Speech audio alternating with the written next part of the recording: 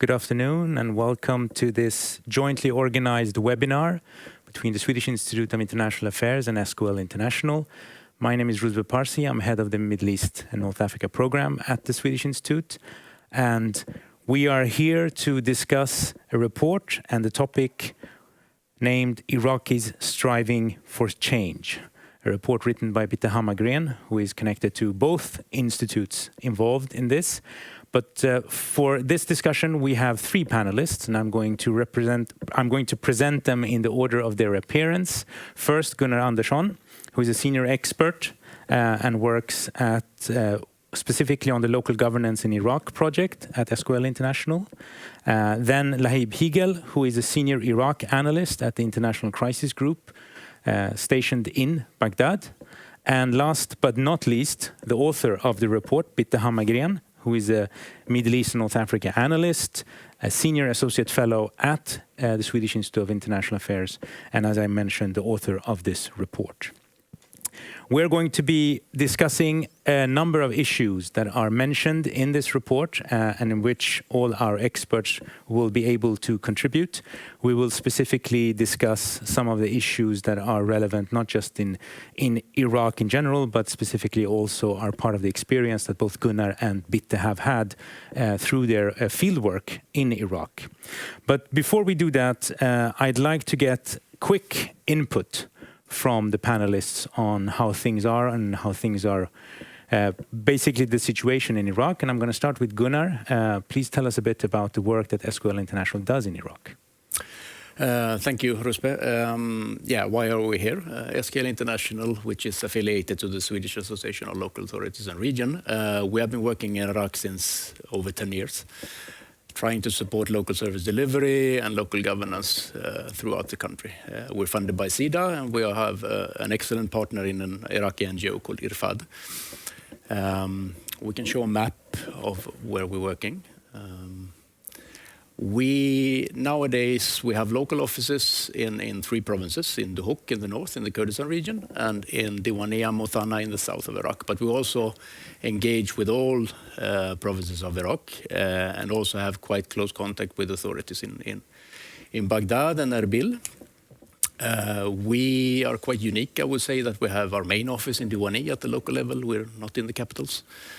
What we discuss today mainly concerns Iraq outside Kurdistan region. In Kurdistan, we focus mainly on inclusive education and child protection, while in the south we try to support the decentralization process in Iraq. I will not go into details. It's clearly very, very complicated, but we're doing our best with patience and humility. And why are we working with Bitte then? Is that our program is soon to end this summer. The Swedish government is soon to adopt a new development cooperation strategy with Iraq, and we wanted to broaden the perspective and move away a bit from the local governance technicalities that we usually focus on, and with the help of Bitte to research and analyze the current situation of Iraq and possible scenarios, listening also to ordinary Iraqis, religious figures, protesters, alongside political decision makers. For us all too often, the perspective of Iraq is often geopolitical, regional, or oil economy perspective. These are of course important, but we also need to get the very local perspectives. And hopefully this can help us to also plan our program in the future to respond to the real situation in Iraq. So that's the purpose of it, and we hope that these reports that are accessible to not only experts will also bring Iraq to the public discussion in Sweden more. And would you say that the work that SQL International does is also unique in the sense of being that local and having had 10 years of experience, or do you see the same thing from other countries as well? I think it's similar. We try to work with developing local practical models based on the actual reality, not on any ideal policy, or so to say, and then bring that up to the central level. And that's what we've done the past years, that we, in the hook in Mutala Diwania, we try things out, we develop systems, and then we bring it up to the central level authorities and invite other provinces from the rest of the country, which has proven until now quite successful model, I would say. And for us, it's the only way trying to affect the structural problems present in Iraq today. Very good, thank you. I'm sure we will come back to that later on in the discussion. Lahib, I would like to turn to you. Welcome. Could you tell us a bit about, what would be your quick take on the situation on the ground in Baghdad and the issues of forming a government, finding a president, and so on? Thank you so much, Rosben. Thanks to you for hosting this event. So, as you said, I'll give a little bit of an overview of what the situation is like in Iraq, and especially from Baghdad these days. I think for many people, they tend to associate Iraq with wars and extreme levels of violence, which of course has been something that has defined the country since post-2003 and even before that. But today, Baghdad is safer, I would say, than at any point it has been since 2003. And this is partly due to many of the internal conflicts that Iraq went through after 2003 is sort of behind the Iraqis. That includes, initially fighting the occupation on part of some groups, later sectarian and internal sectarian war. And then, of course, as you all know, I've probably followed the onslaught of ISIS in 2014, which was militarily beaten in 2017. And since then, we've seen quite an improvement in the security situation in many parts of the country. There are some rural areas that still remain insecure, where there are movements of ISIS cells still that also conduct attacks against security forces and occasionally against civilians. But nonetheless, we have an immensely improved situation. Most people are not afraid of walking around in Baghdad today, whether it is before that they feared car bombs, or even the risk of being randomly kidnapped by armed groups or militias. However, there is another issue that I think now that Iraq is more stable has come to the fore, and that is the deep flaws in the system, in the post-2003 system that was installed with the help of the US. And to which some points that Bitte are mentioning in her report, and I'm sure that she will come to them. So Iraq is going through a serious legitimacy crisis when it comes to its political structure that is based on ethno-sectarian apportionments, where for every election, political elites essentially have been dividing up the cake between them. The purpose of being inside government has been state capture, rather than providing better services for the Iraqi people. And so right now we're at a very interesting juncture, and I'm sure that Bitte will go into the protests that we saw that were really a reaction to this legitimacy crisis in 2019, and where we've had a pretty serious consequence in the sense that the protests managed to get the prime minister to resign, and the parliament at the time to dissolve itself. And at the same time, they decided to vote on a new electoral law. And what we've seen since is that we have a little bit of a new power balance inside parliament, where some of the traditionally very strong parties, especially those that have been leaning on Iran or backed by Iran, made big losses. And at the same time, we now have an alliance that is cross-sectarian between one of the main Shiite parties, together with a Sunni alliance and the main Kurdish party, the KDP. This alliance is now trying to form a so-called majority government. This is unprecedented in Iraqi politics because, as I mentioned, previous governments have always been centered on consensus, where all the main parties get a piece of the pie.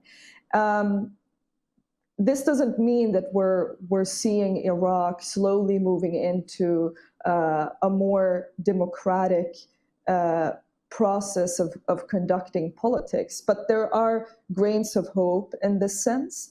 And I think that there will be still a lot of pushback. We're seeing already that the government formation process today has taken some 5 months, and we're probably several months away. But it's still an indication of where Iraq might be headed, although some of the kind of structural, let's say, risks in terms of some parties and some of them have a lot of arms under them, could potentially draw back the country into violence. I would still say that we are in a place where many Iraqis are very tired of wars and violence. And so this is a potential for the country to actually steer into calmer waters. Thanks. Thank you very much. That segues perfectly into the main topic of our conversation, which is the report that you, Bitte, have written. Perhaps we should start by you giving us a bit of insight into how it came about. I mean, where did you go? What did you do? Well, during the field research, I traveled in the south together then with Gunnar and his project and his team members in Iraq. Then basically we were in Diwaniyah, but we also made some visits in other parts of the south to the Babil province and to the marshes, and then we went to Baghdad. And for me, this was a great opportunity, having to be really with the people grounded there to see the project. I've been to Iraq on a number of occasions before, I mean, after the U.S. invasions in other parts in the south, in Basra, in Baghdad, in the north. But what I saw was really a different flavor of the country. And I must add to what Lahib is saying, that it felt more secure traveling there than one could have expected, and actually more secure than what is known by maybe the guidelines for Swedish civil servants, who are not really able to move about as freely as we could do. So this was a very good opportunity to do the field work. Excellent.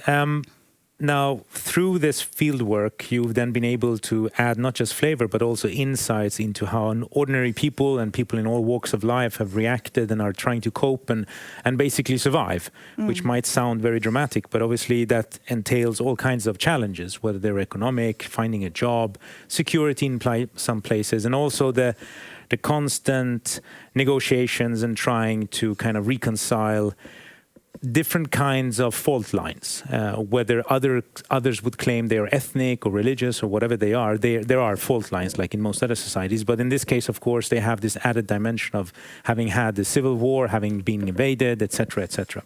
So that brings us then to what Lahib mentioned as the first basic flaw, if you will, of the whole architecture of post-2003 Iraq as it has developed. And that is the muhassasa, the political system, and the way it's been divvied up. Yeah. Could you tell us a bit more about that? Yeah, I mean, this ethno-sectarian division, or what was created after the U.S. invasion, when it's sort of filling up the power vacuum after the old regime, which was ousted. It was basically meant to heal the wounds between the different sects, but what it led to was an increased sectarianism. And as Lahib described, each of them wanted to grab their pieces of the cake and held on to it. So corruption in this system became sort of the core of the system. And this is what the protests have been targeting also. So you could say that the ethno-sectarian system led to a system where corruption became the bone and the spine and the blood circulation of the system, ever increasing for those parties taking their shares of it. So corruption in Iraq, it's not about personal greed from somebody here or there. It's system-based. So where every party having their share tried to increase their influence in power in terms of money. And it's also a very opaque system. There is no transparency. I mean, 92% of the national incomes comes from oil, but there is no transparency. So you have basically a rich country with a lot of natural resources, basically very many well-educated, but you have poor people. This is, of course, comparable to many other countries in the region. So there is a lot of woes among the people. And like one of my interviewees, a young female pharmacist in Baghdad, said that we are done with this ethno-sectarian system, with the muhassasa. We are done with foreign influence. We want to have an opportunity to build our country. And I think she reflects also the spirit of this post-US invasion generation, because half of the population in Iraq is under 21 or something, compared to in Sweden. I think we're median age is over 40. So this is a young generation who really are fed up with the system. They know what they're lacking. They know what they're not given. And as an example of the corruption that you have in Iraq, you can take the hospital fires in Baghdad and in Nasiriyah, one of the big cities in the south, which led to 174 dead people in the COVID wards. And this is seen as the embodiment of years of corruption in the health system, where the parties have been tapping away the resources from what was meant to be for the health care of the people. So it's not a sustainable system that the Iraqis have. And many would also say that corruption has done more damage to Iraq's economy over the years than Al-Qaeda and ISIS. It also paved the way, actually, for the ISIS takeover in Mosul in 2014, when the army, which was rebuilt after the UN's invasion, it just evaporated in Mosul, because there were so many ghost soldiers who were actually not on the ground paying bribes to their officers for not being there. So the challenges are huge. They're vital for the Iraqis, but also for the region and for the rest of us. Yeah, I mean, this in a sense is also it reminds you and is comparable to Lebanon. So you have basically a country where you're supposed to solve different kinds of strife and fault lines by creating a system giving everyone a voice, and it's supposed to be a temporary solution before you reach a kind of a more unified polity. And instead it becomes entrenched, ossified, and in the end that is the system. And you institutionalize and make corruption systemic, because that's the way to make money, basically. Now, in both Lebanon, but especially now Iraq, since that's our focus, this in turn then has led to a reaction that you mentioned. It's generational to some degree. These are generations who have not experienced Saddam Hussein, so they don't have that as part of their immediate kind of reference. And this has then generated the Tishreen. Could you tell us about that? Yeah, Tishreen means October in Arabic, and because that's the month when the mass protest started in Iraq. Actually, simultaneously with the mass protest in Lebanon, interesting to see. And you can see them that they're like an echo of the Arab Spring in 2011, because it's the same sort of diagnosis that people are reacting against. And this was an outcry. It started as really a spontaneous outcry led by young Iraqis at a time when many had, tried to migrate into their dangerous journeys for a better life abroad. But the mass is, of course, in the country, and they took to the street. I'd like to quote one young parliamentarian who was elected now from the Tishreen movement to the parliament, Mohammed Nouri Aziz from Diwaniyah. He's a lawyer, and he was one of those who defended jailed activists. And he explained the rise of Tishreen as an outcry after years of accumulated anger. He said, we have had so many bad elections, with the elections in 2018 as the most rigged one. The corruption in Iraq's oil-dominated economy, with people getting poorer than before, led people to this. another catalyst for the outcry was when the previous Prime Minister Abdel Mahdi sacked the head of the counter-terrorism service, Abdel Wahab Assadi, who was considered to be anti-corrupt, anti-sectarian, and widely popular. Another catalyst for the protest was the deteriorating health sector and educational system. And if I go back to the pharmacist that I quoted before, Zainab Al-Yassim, who's quoted in the report, she said that we had started to lose hope. We thought our country was about to go to hell. But with Tishreen, our aim was to change the system. We want to have an opportunity to build our country. Tishreen became a double experience, deadly shootings and hope. And let's not forget the deadly shootings, because I think Iraqis felt as if they were not seen by the world when this happened, when there was an onslaught on them, because the Tishreenis claim that more than 800 people were killed. Basically, there has been no accountability after these killings. They say that around 25,000 were wounded, 5,000 of them permanently disabled. And you have then a system without any accountability until now.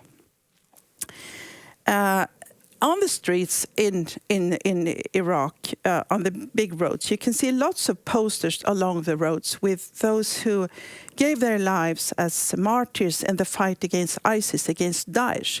But you cannot see any posters of those who died in the streets calling for a clean system during the mass protests, because people say it's forbidden to show the pictures of those. But it was really a mass movement which, of course, had lots of youngsters in the street, but also their parents' generation came to support them. And interesting enough, maybe we can talk more about that later, many women were very active, very much on the forefront. Also, as you can see on the report's front page, and it's although there were difficulties holding more rallies in the streets during the COVID period, the spirit of this has not died out. It's there because it addresses the core problems of Iraq. And it's also interesting to see that this was a protest that had its roots in the Shiite-dominated South. And the message from the young generation there is anti-sectarian. And this shook the grounds of the Iran-influenced militias and parties, and also of Iran itself, who has been sort of getting Iraq closer and closer into its orbit.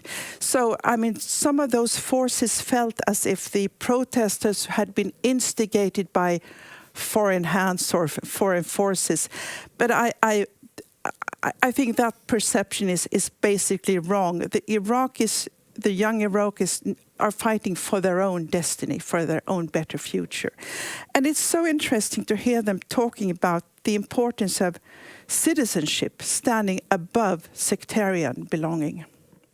Maybe my co-panelists have things to add. Yes, I wanted to, before we get into what it means as a political movement, because that's obviously always the crunch question, whether you are looking at Lebanon or anywhere else, is can they organize? Do they want to organize? And what is the capacity? What is the focus? But before we get to that, I want to get Gunnar and Lahib in on this part as well. Gunnar, considering the 10 years that SQL has been working there, what would be your take on how things have changed? What is the difference if you think in terms of how people react and how they interact with you and what they try to do on their own now compared to 10 years ago? Well, things have changed a lot, and it's not a one-sided process. I remember in the beginning in 2010, 11, 12, there was also a feeling of great hope. Coming out of the vicious sectarian war and things moving in the right direction. And then ISIS takeover of Mosul came, and then followed a number of years of devastating warfare and a lot of worry. We continued working at local level at the best of our abilities. But then since 2017-18, after ISIS was somewhat defeated. We had this, the fraudulent election of 2018, also the COVID pandemic. But I would say this Tishreen movement has added another layer to it. It feels like there's now some power from below trying to press for change, but it's extremely, of course, challenging. And it's important to remember also that this muhasasa system is not in the constitution. It's not legalized. It's a practice. So it's, of course, could be changed in a change of the political culture. But linked to this is also what usually called the special grade system, where high positions and directors are appointed by political parties and are placed in organizations. So usually what we see is, and have to understand, is that the real power holders are not those with the formal titles, someone else.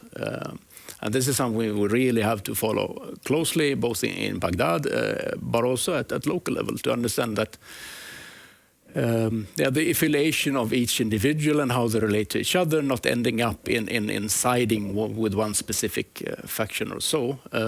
So it's, on one hand, there has been periods of hope, but there is also now a sense that corruption and muhasasa and how corruption has paralyzed Iraqi governance is rather depressing. So, I mean, still there is hope. There is people working to change it, but it is an extensive task to do that. And again, for us, starting at the local level, trying to do what's possible practically and with the relationships we have, because everyone is fighting giants or even monsters. It's extremely difficult to tackle this type of corruption.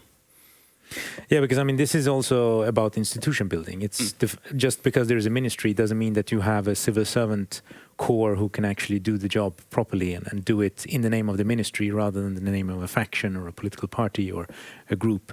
Yeah. This tension between the local, the formal and the informal exists in a lot of places, but when you have a state that has been so devastated as the Iraqi, then of course the informal becomes much more important than the formal. It's not always clear who calls the shots. The power struggles are everywhere, and this, I mean, the basics of accountability. You have to know who's responsible to hold someone accountable. You need to know what has been planned and at what cost in terms of transparency, but none of that exists. Everyone is pointing to each other when it comes to responsibility, and it's very difficult to understand what's meant to be and what the cost would be. So, as Bitte said, it's very opaque, and to maneuver in that type of environment, I mean, we have an excellent local partner in IRFAD that helps us and make sure that we don't step on too many mines, but still,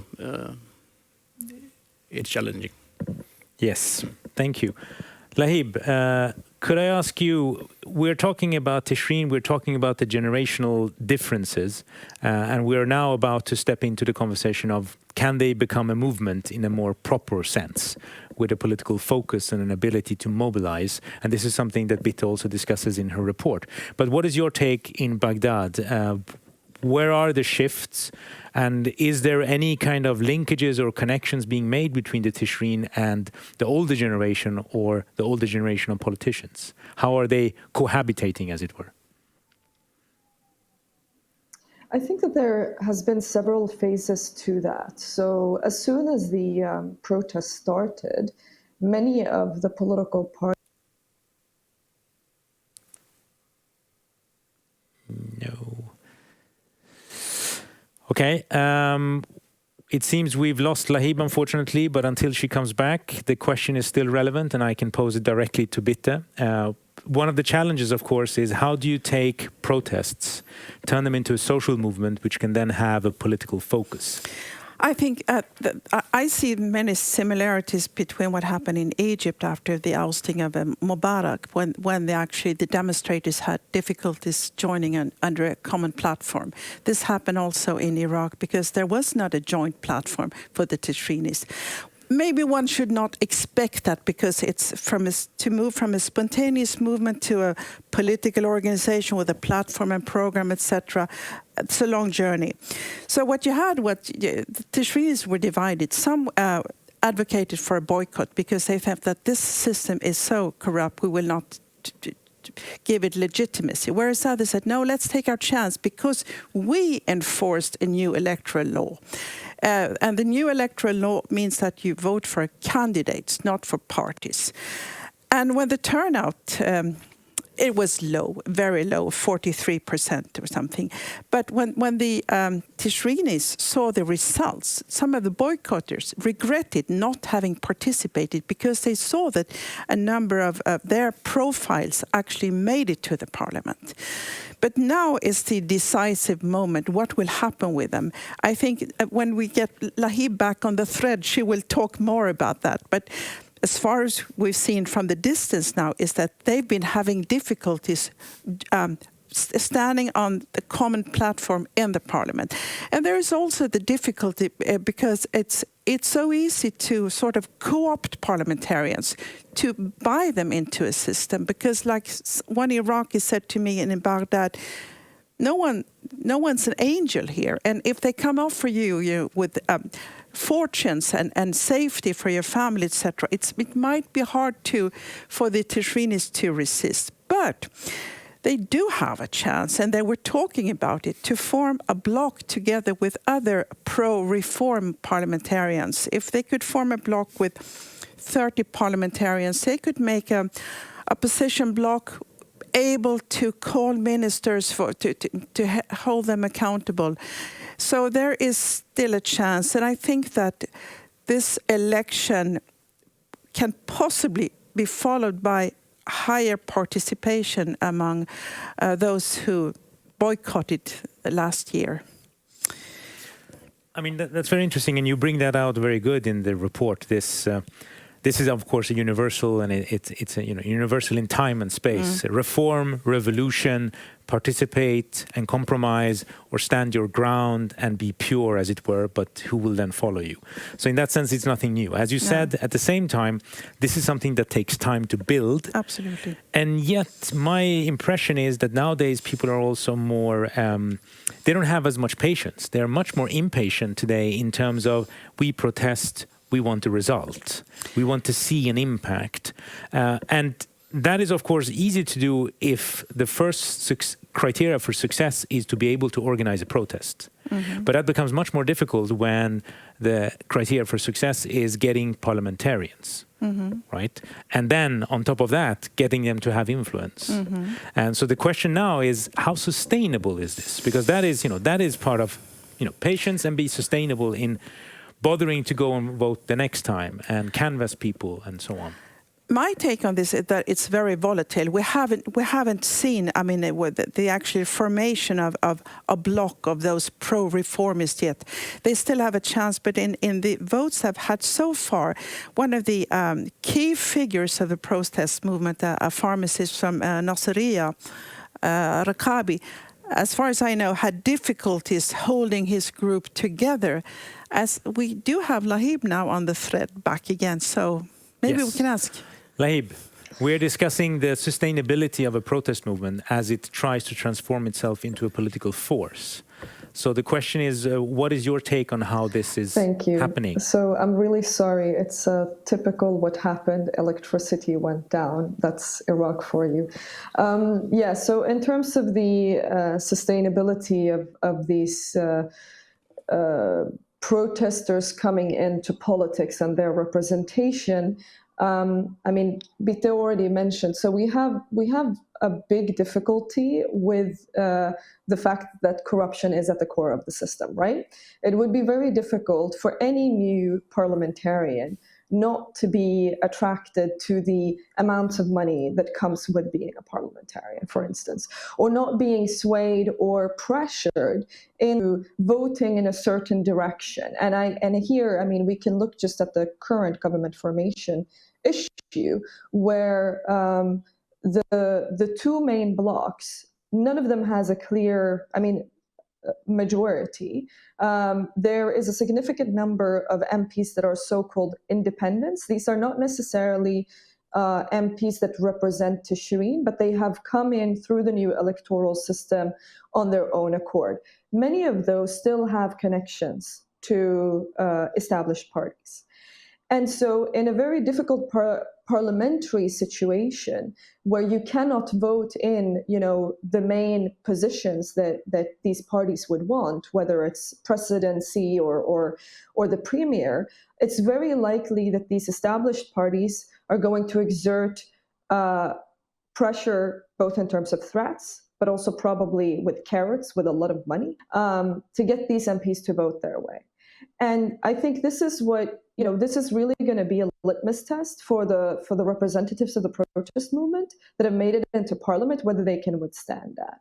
I agree with Victor. We already see sort of the cracks in the one main party that made it into to the parliament, that it's difficult to keep these people together. But then at the same time, and I think perhaps what is kind of a blessing in disguise was that because there were many other parties that emerged from this protest movement, not only Imtidad that made it parliament. Some of these parties decided to boycott the elections because of the lack of accountability for the murdered protesters. And so they said that, under these conditions within the system, there is no use for us to enter the political process. Many of them today regret not having done that, but then at the same time, they have a better chance, I think, for the next election, in the sense that, we don't know what's going to happen to the brand or the name of this one party that made it in Imtidad. That might be tarnished. They might not be able to withstand the external pressure, et cetera, et cetera. Some of them might continue, they might forge alliances with some of these parties that are outside. So it's still, I think, a little bit early days to see. But unfortunately, the reality is that the system is stronger than any individual party or MP. And it would be surprising if not some of them would be co-opted by the established parties. So in that sense, this is obviously a double-edged sword in that you have a reformed electoral system that allows you to vote for individual MPs, but that means also that it can, by definition, be no party discipline. So there is no way to have a united front through which you can ensure that you don't fall off the wagon and take bribes or whatever. And this, this is a constant struggle in many systems, but it's particularly clear when you have a system that is as broken, if you will, as the Iraqi one. Yes. Can I add something there? Because as we were discussing this with people in Diwania, some who had boycotted and some who had participated, and they said, well, we do have the foothold in the streets. So if our parliamentarians are not acting in our interest, we can take to the streets again. And I think that this is a spirit that they're not giving up. No, that sounds like one of the few levers that they have for pressure. But even that requires a certain sustainability. How often and how long can you call people into the street and get them to go into the street? Mm-hmm. But and that's an art as much as a science. But Lahib, just want to get back to you because this is something as well that I think we need to discuss. You've all mentioned Daesh and the fact that part of this instability, political but also governance, has been about who is recruited and who goes into these movements. Now we know that Daesh is not defeated fully, that it has popped up here and there again. Would any of you say that there is some kind of correlation, not a full one, but a correlation between the faults of lack of governance and legitimacy and whatever support that IS can get today? We're not talking about the heady days of taking Mosul, but today, after everyone knows about Mosul and Raqqa in Iraq, in Syria and so on. I want to listen to my co-panelists here, of course, but I think it's clear that in the disputed areas between the northern Iraqi Kurdistan and the central government, this is where ISIS cells are operating basically in Diyala, for instance. So this also goes back to the flaws of the constitution. They have not solved the issues of how to draw the line between the Kurdish region and the central government. And so Iraqi parliamentarians, to make the country function, need to solve the flaws of the constitution, and it's a heavy burden, of course, difficult task. Who wants to go next? Gunnar. No, and I'm not sure about Daesh specifically, but there is a clear sense of desperation among young people. Desperate people do desperate things, and besides the Tishreen protests asking for the change of the political system, we see almost on a daily basis around Iraq small demonstration, 50, 100, 200 people demonstrating for poor service delivery, increasing prices, student grants not being paid out. Quite often you also see government employees on short-term contracts. The Iraqi government has been doling out jobs as awards, as gifts, but also as a way to quell anger. And when those temporary contracts are finishing, you see this protest. They want the extension of the contracts. They want a full-time employment in the public sector that is already blown up. So this is happening in every province around Iraq, where people are really desperate for a job. 3 weeks ago in Muthanna, we had one person outside the governor's office putting gasoline on his temporary teacher employed, putting gasoline on himself, trying to put himself on fire. Luckily, they managed to get the lighter from his hands. But I mean, there's a sense of desperation among people that could absolutely lead to radicalization or ending up in an opposition that is not in the street but somewhere else. Thank you. Lahib? Yeah, I mean, I agree with what has been said. I think that there are two important conditions that we don't really have right now in Iraq for a proper resurgence of ISIS, let's say, which is that we don't really have the top leadership in place the way it used to be. And so, I mean, in order for such an organization to take root, you really need a pool of recruitment. And the pool of recruitment might be there because of the grievances that have mentioned. But the recruiters aren't really there. The organization isn't there the way it was. And of course, I mean, we could see to some degree that being reestablished because we had a recent prison break in Hasakah. People were saying that it was potentially in the plans to attack prisons in Iraq. But then at the same time, because of what I said earlier, we do have an improved security situation in Iraq. Those types of prison breaks would be more difficult to conduct today in Iraq. In fact, there was a very quick response with the events in Syria of moving prisoners that were closer to the border in Mosul, for instance, down south. So small things like that there wasn't really a structure for on part of the government before. And I think the other main reason is, of course, that there's very little traction for the ISIS ideology today. We might see something else emerge out of these grievances that were described.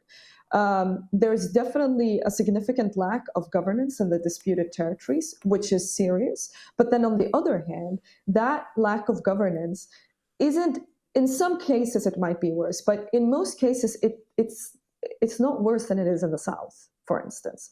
So that in and of itself doesn't explain why we should have, a re-emerging ISIS. There are certain spots in Iraq where that ideology has thrived, for decades. And so that might very well be that we still have a pool for it. And indeed, the southern parts of Kirkuk, for instance, that's where we still see a lot of the activity. But it's also connected to the geography and the possibility to hide and remain in the rugged terrain, in the mountains, in the tunnels that ISIS have created, but those are very, very isolated areas. So what we're seeing is that in the big urban areas, there isn't much space for it. And this is really what you would need to kind of recover ISIS in terms of what it was, I think.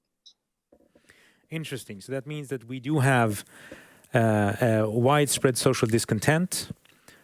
We have huge swaths of society being quite unhappy and discontent in a very deep sense with how things are going, but nothing that so far radicalizes them, whether in a secular or religious direction, to take up arms.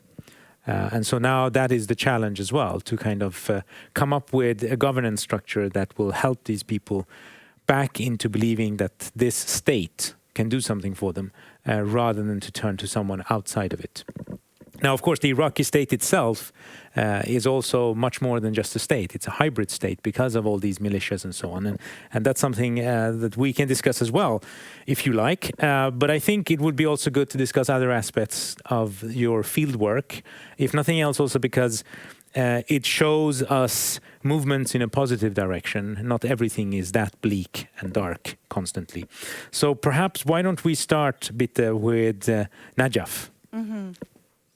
Well, it's a fascinating place that I've always wanted to go to, you could say. I mean, because this is the center of Shiism in Iraq and one of the most important cities for Shiites all over the world, which has a religious theological center which has been in place for more than 1,000 years, and it also holds the shrine of Ali, the cousin and the son-in-law of Prophet Muhammad.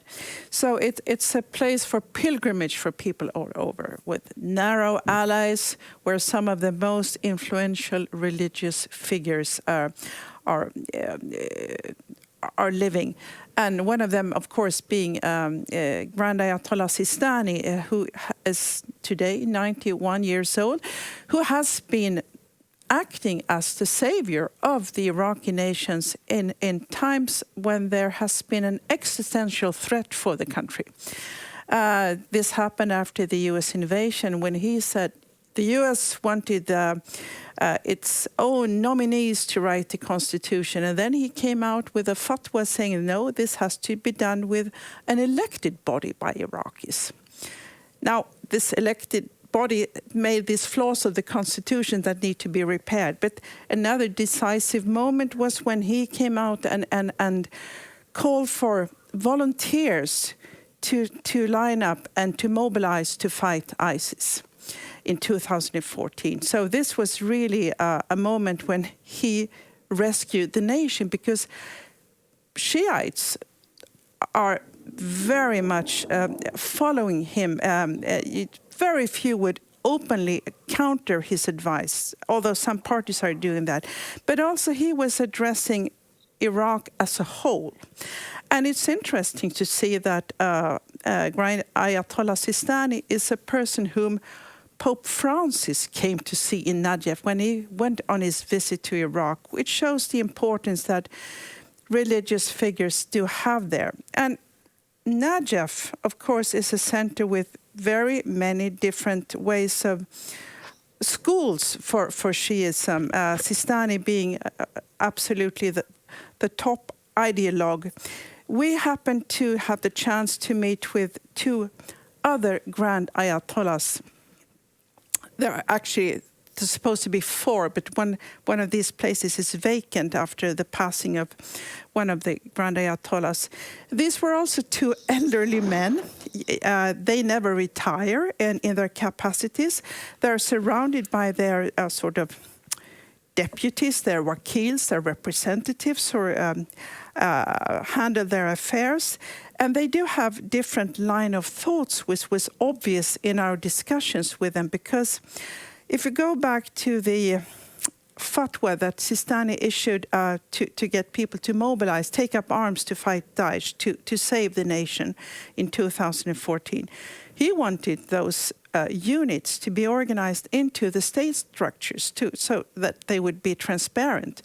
But the prime minister at that time, Nouri al-Maliki, he acted differently together with the head of the Kataib, Hezbollah, who was actually killed by an American drone attack together with the Iranian general Qasem Soleimani. And so they organized the units as hybrid forces, autonomous, state-paid but autonomous, increasing this opaque system. And when we spoke to different representatives then in Najaf, the religious leaders, about the fatwa, there was one Grand Ayatollah, Fayyad, who said that, well, it's not a problem the way they're organized because we have a law endorsing that.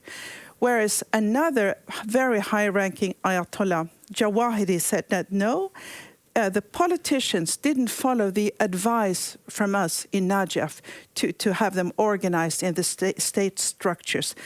And he was sort of advocating that this is typical for the system. They are not taking our advice. And what is also typical for the dominant schools in Najaf is that they stand for the traditional Shiite line, I would say, which is the so-called quietism, that they want to give guidelines, but they don't want to be responsible for politics, for executive politics. And so I would say that this has served them well, because very many Iraqis in the South, I would say basically all the people we met in the South have high respect for Hausa and Sistani. They don't come out against them because the religious authorities, they stay away from the dirty politics.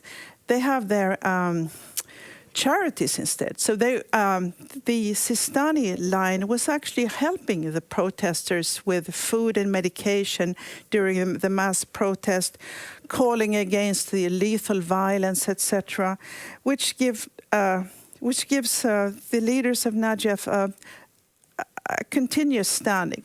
But there is a big question mark here, and that is the age of Sistani. He's 91 years old. He doesn't retire, and everybody is speculating what might happen after his passing. My understanding from that is it may take years until we know who will be able to fill his shoes. If we go back to what happened when he became the Grand Marja, the source of emulation for the Shiites in Najaf, it also took a few years until it was clear that he had this position. But he was the one who led the prayer of his predecessor, Ayatollah Khomeini in 92, which showed that he had a certain standing above all the others. What's also important is what happened with the money and the networks, because Shiism is transnational. It has its foundations, its charities. One of the big foundations is based in London, the Khomeini Foundation. So what happens after the passing of Sistani will be shown the way these foundations, to whom will they direct their funding? Where will the charities sort of be addressing their resources? And typical for Shiism is that everybody chooses the person to follow themselves. So there is sort of a competition here between the religious leaders, which is interesting to listen into. We had the chance to meet not only with two Grand Ayatollahs, but also some of these potential future leaders. And when you discussed with them the system that you have in Iraq as opposed to the system in Iran, with Velayat al-Faqih, the rule of the jurisprudence, with the supreme leader being an Ayatollah himself, Ali Khamenei, it's clear that some of the Iraqi clerics are absolutely a different pole to the Iranian system. They want to keep the role of the quiet Shiism, the ones giving guidelines. And of course, Iran does have its influence also in the thinking in Najaf, but also Sistani has an influence in the religious centers in Iran, in Qom, for instance, where they have the theological centers in Iran. Sistani has his office, he has his son-in-law. So there are transnational networks working all over. But what we do know is that the day that Sistani passes away, it will send shockwaves in Iraq and in the region. Yes, but I mean, obviously you could also imagine that no one will fill his shoes, because the collective leadership is more often the norm than the exception. Probably. Especially if you already have a number of strong Grand Ayatollahs. As you mentioned, there's a difference here between the political system, the way it developed in Iran, compared to what many in Najaf would accept or think is wise. They, of course, have people who share that view in Qom as well. And in that sense, the quietists in Iran who were skeptical when Khomeini created the Iranian system were obviously proven right. And the Iraqis see no reason to repeat that mistake. So that's perfectly logical. Gunnar, Lahib, do you want to chip in on this? But maybe, I've visited Najaf and also Karbala, which is another holy place for Shia Islam in Iraq, many times, and also been part of the Ashura celebrations when commemorating Imam Hussein's sacrifice in Karbala. And there is a very strong sense of community and solidarity, and also during Ashura, volunteerism and service. It's actually a lot of beauty to that. And of course, it's within one sect, it's not between. But it was very interesting for me also to see the diversity of views and the intellectual height in discussions among these 5 representatives that we met in Najaf. That was a good reminder that things are often more complex than we think. It was really interesting. Can I add to that? Because it makes me think about the discussion we had with Ayatollah Jawahiri on gender issues, for instance. And so we asked him, according to his interpretation of religion, what responsibilities can women have? And he said, according to his understanding, a woman can hold any political office. She can be a president, a prime minister. There's nothing against this in the religion. She can lead religious smaller communities, but she cannot be a grand Ayatollah or the leader of a Shiite community or the Marja. He had disputes as to whether a woman could be a judge or not. And he was saying, I'm not ready with defining what's right or wrong, because I have to go back to all the riwayas, or the transmissions of the teachings of the descendants of the Prophet, to understand how this can be done or not. But don't forget, he said, that we do advocate that women can be presidents or prime ministers, as opposed to the Iranian interpretation, one can underline. Yeah. Lahib? Yes, so maybe quickly I'll come back to the political ramifications of this. I think it's interesting thinking, as you mentioned, the influence of the Iranian ideology in Iraq in terms of Wilayat al-Faqih, which has been quite limited, despite Iran being so influential in the country, despite Iran having a significant number of paramilitary groups and parties that it influences. And I think many of these parties themselves, even though they actually follow Khomeini more than they follow Sistani, for instance, they do not believe that system is applicable or something that should be implemented in Iraq. And I think also on the part of Iran, it is not something that is preferable, because at the end of the day, that system makes for a very hierarchical and quite cohesive system, I think, in a sense, in contrast to what we have in Iraq. And the weak state in Iraq has been quite beneficial to Iran. So I think from not only from like these different religious convictions of what is right, whether religion should actually not just give guidelines to its community or its followers, but also actually have a role in politics. It's not just about that. It's also about what is politically expedient for all these different actors that are involved in Iraq. Also, we can add that Iran is 90% Shia, Iran, and Iraq is not. So, I mean, trying to implement something like this in Iraq, there's a bigger diversity in Iraq.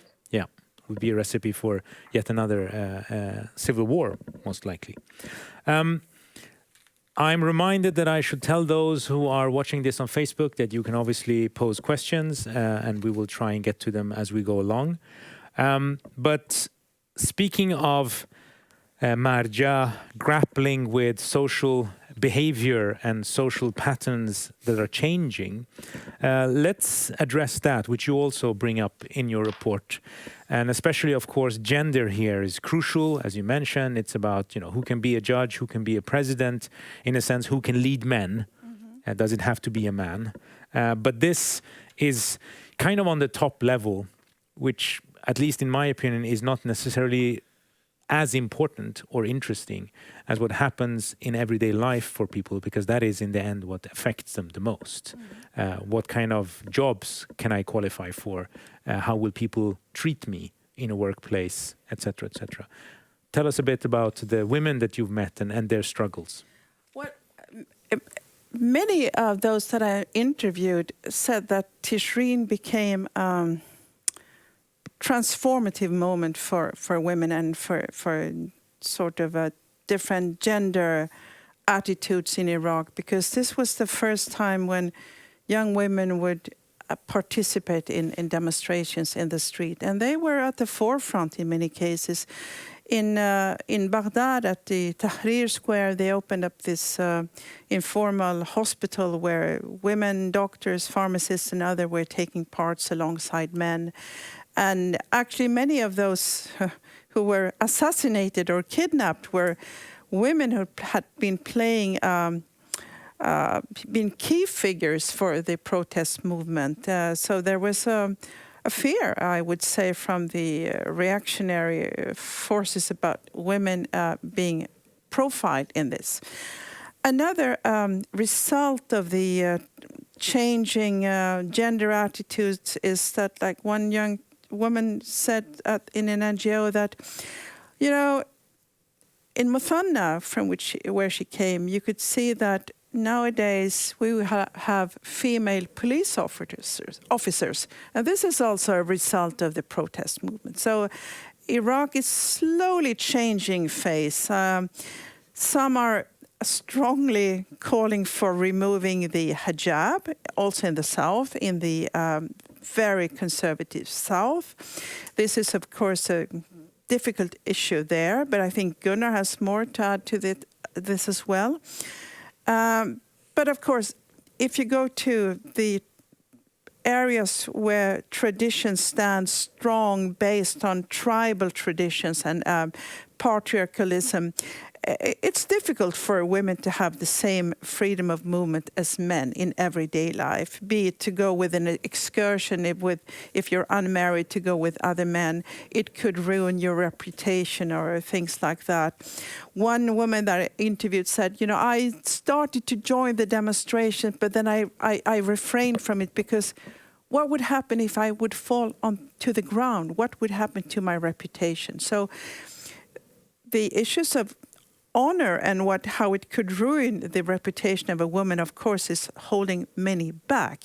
But we do have a changing society, and also we have a society where many are reflecting about the kind of traditions that used to be in place when their mothers or grandmothers were young in the 70s, when Iraq was a different place, when there was, this was before the export of ideology from the Iranian Revolution or from the Saudi Arabia. So many are sort of evoking the memories of early days in the 70s when there was a different kind of modernity in Iraq.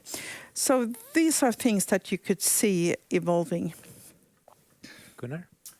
No, and maybe adding to that, I mean, one indication is also the fact that 91 women were elected to the Iraqi parliament this time, and a majority of them were not within the quota system. So, and of course, we will see what type of position they will take in parliament, but that's at least one kind of indication. What we see in our work is that, of course, if we focus on specific positions, I was in Suleimania last week, where we invited all representatives of Provincial Finance Administration for all over Iraq.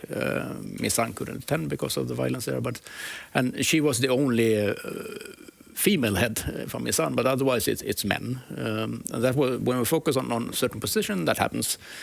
But at the local level, when we work with technical experts, legal experts, teams within the local administration, there is a totally different picture. A lot of active women and men working together to improve things. And also the young representatives and women we have in IRFAD and as our partners is also making change by acting as role models and are the one leading the change processes we initiate with local government. So, and over the years since we started working in D1, you can see changing patterns in social life and in street life. That is, it's clear. Thank you. Lahib, women in Iraqi politics, women in everyday life.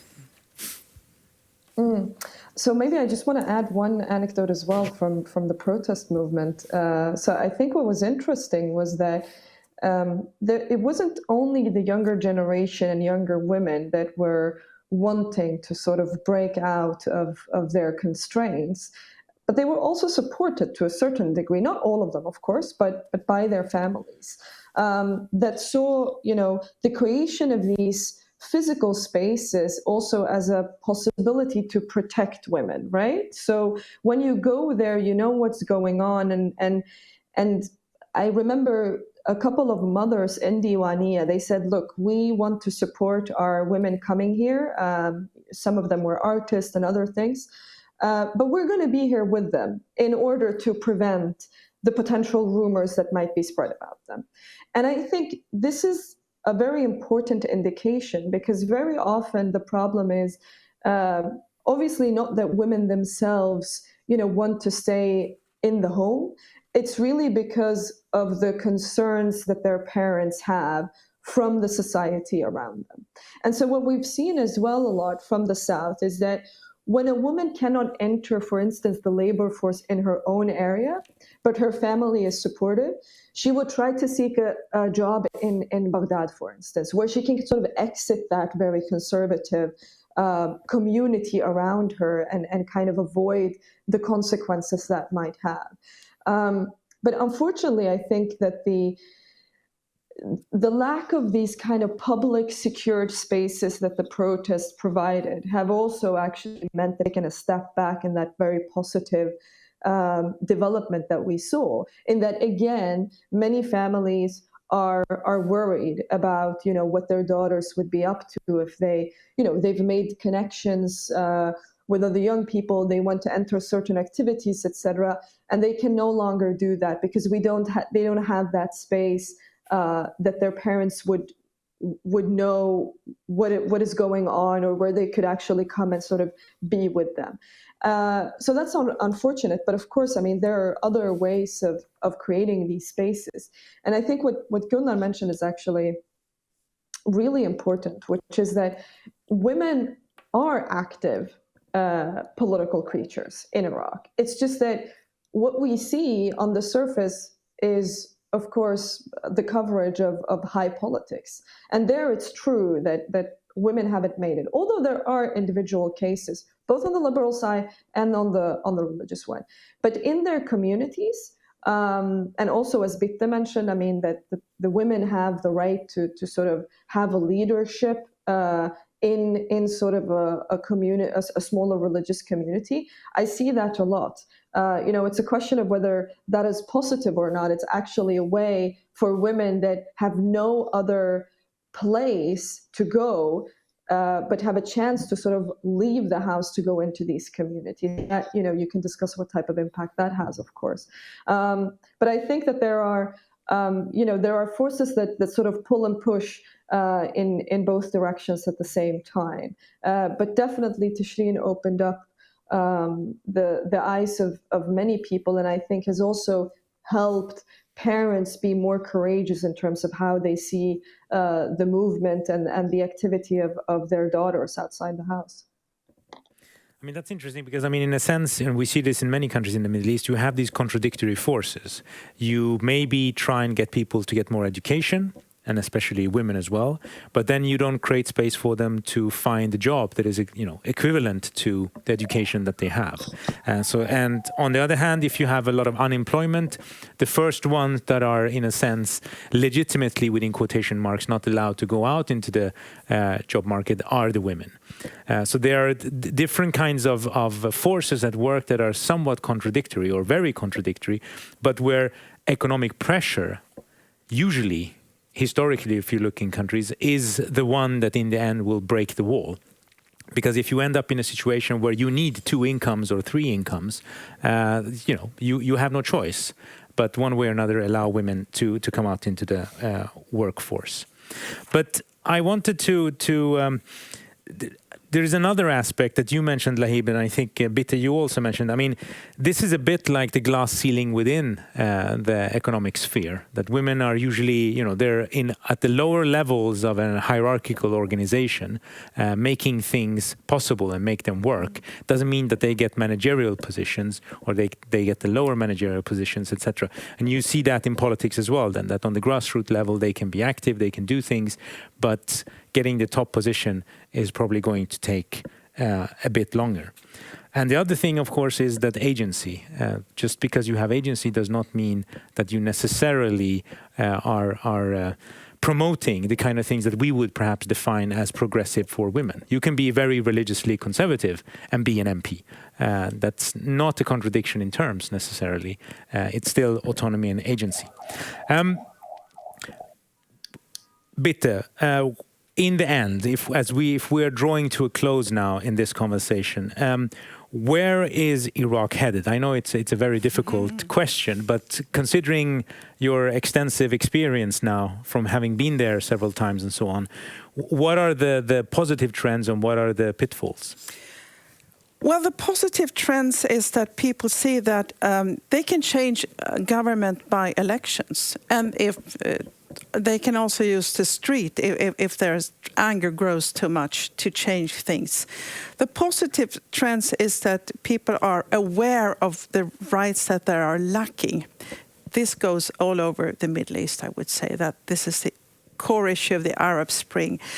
But for Iraq, I think a very interesting phenomenon is, like, if we go back to where we started, the spirit of the Tishreen movement, that they stress a different kind of citizenship based on the Iraqi identity. And there is where they have the agency now, I mean, the chance to transform the country. Like one of the interviews said, that our first struggle is as citizens. We are Iraqis first of all. And interesting enough, talking to the clerics in Najaf about these issues, asking them whether the mosaic of Iraq is a threat to Shiism or not. The answer was no.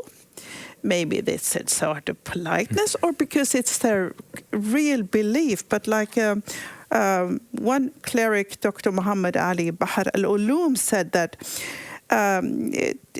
he is encouraging his fellow citizens to put their Iraqi identity first, as it by no means contradicts their religious or ethnic identity. And I think this is a very interesting take from Iraq today. There are other interesting takes, of course. Thank you. Gunnar?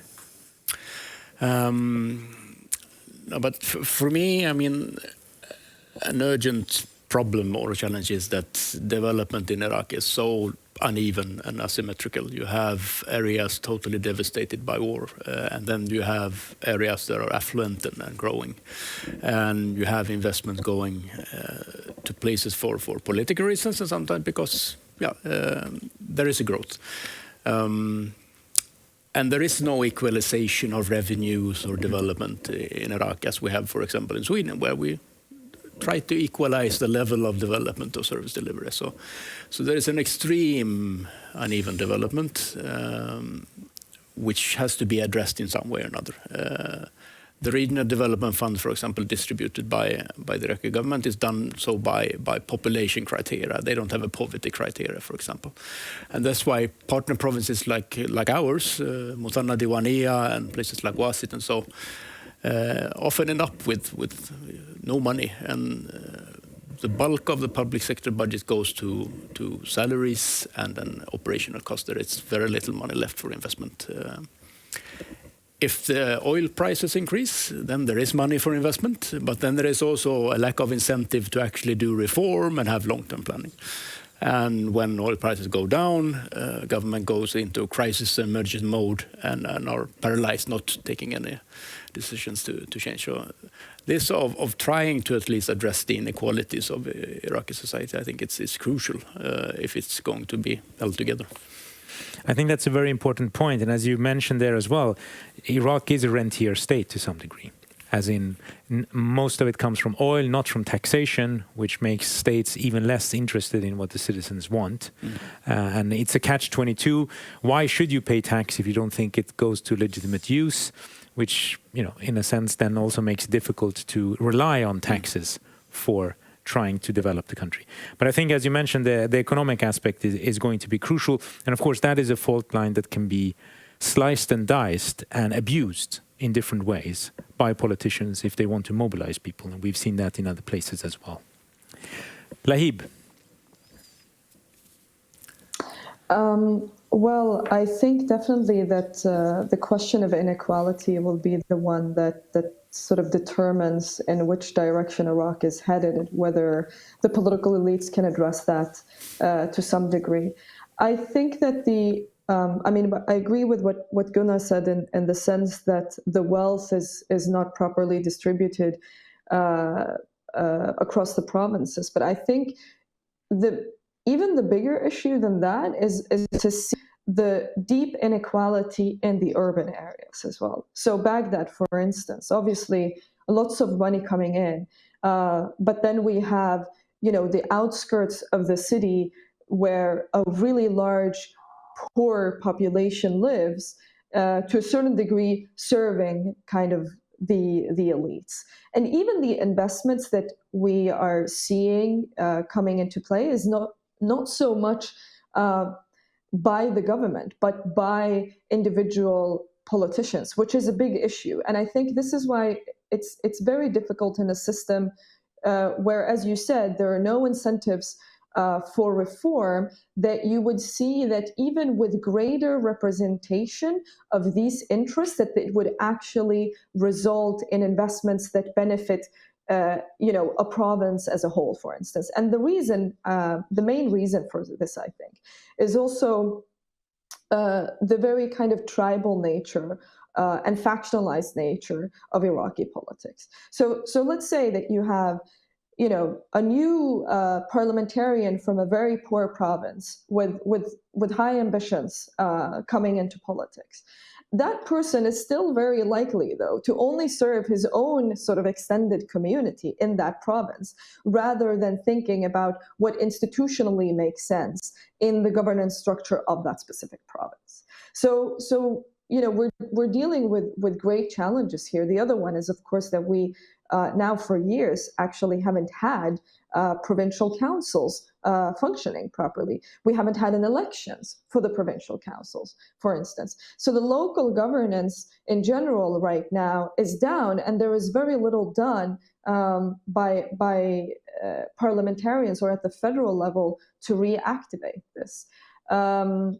So this is just to add to what Gunnar said, but I think that the challenges are large also in the sense that we don't have a constitution that properly supports this. There are many loopholes that need to be addressed and that have needed to be addressed for like the past 2 decades. And politicians have kept pushing it further down the line. And I think one of the main examples that we had recently was the Federal Supreme Court ruling on essentially going against the independent oil sales of the Kurdistan region, for instance. This is like a court case that has been open for the last 10 years. And now for political reasons it came up, not because the political parties have realized that they actually need to address this question of like how you manage the distribution of the oil wealth, whether it is the provinces that get to reap the benefits from that because they have the oil on their ground, or whether that needs to be fairly redistributed across the whole country. So a call for a greater common good and a sense of that, and hope being with this movement and the younger generation who have different parameters to work from and a different set of references for the future. But economic inequality remaining the biggest hurdle, in a sense, for creating a more cohesive Iraq. With that, I'd like to thank the panelists, and I'm going to thank you in reverse order. So Bitte, the author of the report first, thank you very much for the report and for your participation. Lahib Higel from Baghdad. And finally, Gunnar Andersson from SQL International here in Stockholm. Thank you very much and goodbye. Thank you. Thank you.